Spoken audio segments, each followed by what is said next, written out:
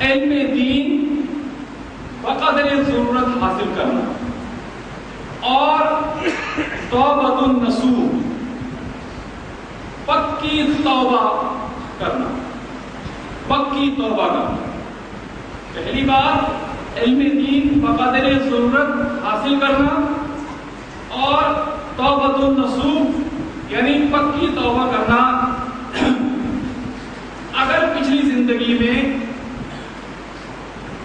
آپ سے کچھ کام شریعت مطالعہ کے خلاف سرزد ہو گئے ہیں تو ان سے آپ پکی توبہ کریں اور پختہ عہد کریں کہ اب میں آئندہ ایسے کام نہیں کروں گا۔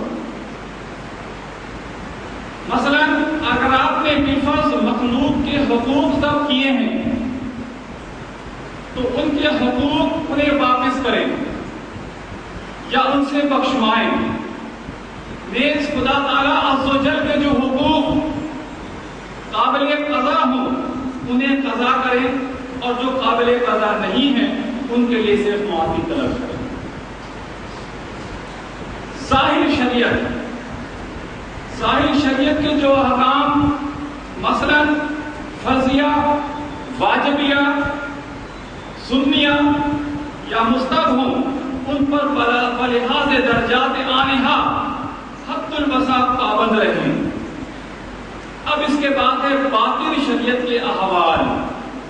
باطن شریعت کے احوال مثلا محبت دنیا، محبت جاہ، ریا، تکبر، حسد، کینہ، غصہ، عمل، بخل، غفلت، یہ تمام مہلکات کہلاتے ہیں، اوصاف رذیلہ بھی کہتے ہیں۔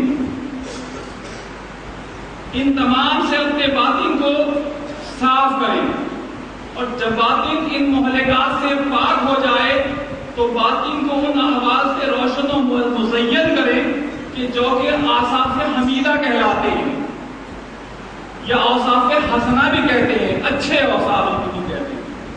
مثلا محبت حق تعالی، اخلاص، ذکر، شکر، صبر، حلم، یقین، توکل، تواضع، تخفیف اور رضا وغیرہ، یہ اوصاف حمیدہ کہلاتے ہیں۔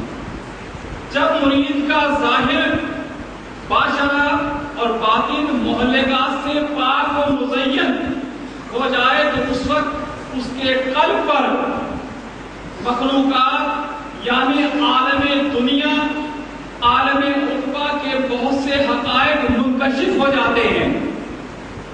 بس اس وقت فقیر کو عین الیقین حاصل ہو جاتا ہے کہ بے شک دنیا فانی ہے اور دنیا محبت کرنے کے قابل نہیں، اور مخلوق اپنی بے علمی و بے عقلی کی وجہ سے اس کی محبت و طلب میں سرگرداں ہے۔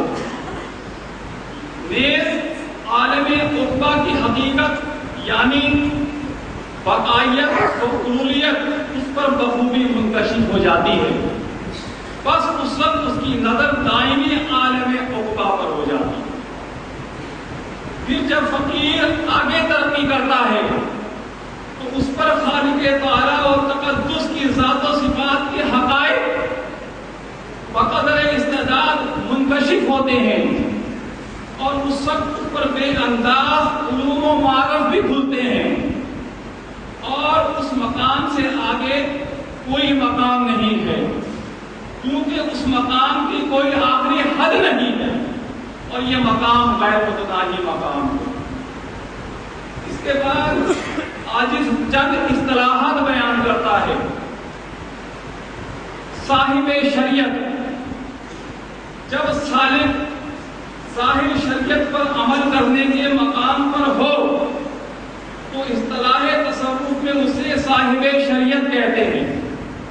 جیسے پہلے بیان کیا گیا کہ فرض، واجب، سنت، مستحب ان تمام پر عمل کرنے والا کوئی شخص ہے تو اسے صاحب شریعت کہتے ہیں۔ صاحب طریقت، جب سالک مہلکات سے بچنے یعنی اوصاف رذیلہ سے بچنے جو بیان کیے گئے اس سے پہلے، اور اوصاف حمیدہ سے مزین ہونے کے مقام پر ہو تو اسے صاحب طریقت کہتے ہیں، اسے صاحب طریقت کہتے ہیں، یعنی اوصاف رذیلہ سے چھٹکارا پانا اور اوصاف حمیدہ کا سے مزین ہو جانا، یعنی تزکیہ نفس اور تزکیہ قلب، یہ دو اصطلاحات اور بھی ہیں، تزکیہ نفس اور تزکیہ قلب، یعنی بری باتوں سے چھٹکارا پا جانا اور اچھی باتوں کا باطن میں آ جانا، یہ کیا کہلاتا ہے؟ طریقت کہلاتا ہے۔ طریقت اسی چیز کا نام ہے۔ تو اس شخص کو جسے یہ مقام حاصل ہو جائے اسے صاحب طریقت کہتے ہیں۔ صاحب